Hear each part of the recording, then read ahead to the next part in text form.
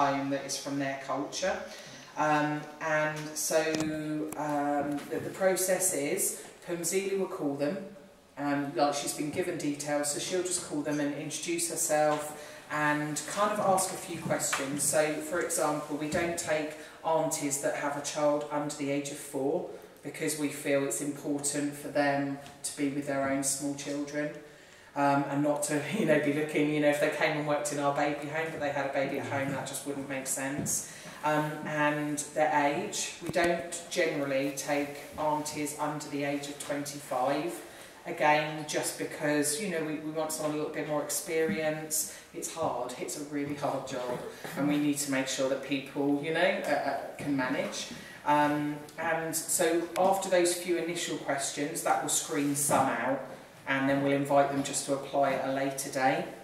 They'll then get invited to sort of like a formal interview, and there'll be a panel of us that take that interview, just sort of asking them obviously various questions. If they pass that interview, then they go to training.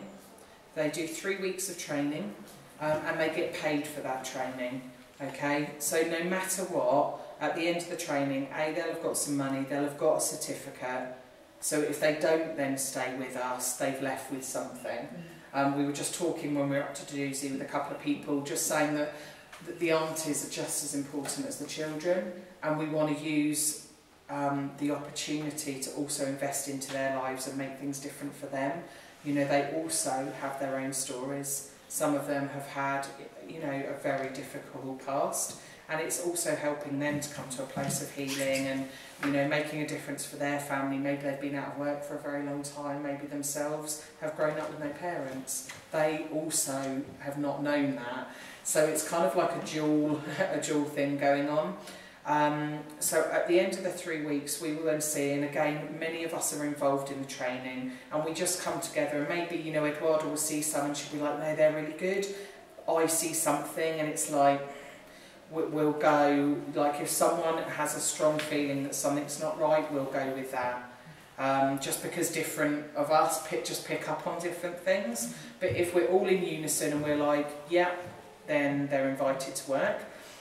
So they'll either start here and sort of carry on training, so they'll then work with someone like Rose that's experienced, that, you know, is very good, that, you know, can just again just carry on, you know, training them for the job, or they will go up to Doozy or to Persimmon and again work alongside an auntie. So it's not very often that they start straight away with the kids, and then when they go up to a home, the homes are put in sort of sections of 3, and the aunties work 3 weeks and have 1 week off. So the children get used to 2 caregivers. So basically there's a permanent, what we call a permanent auntie, and then a rotating auntie.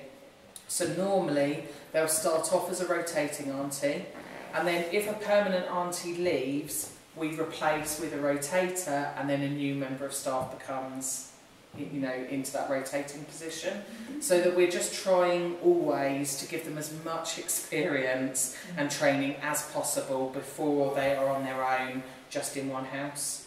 Okay.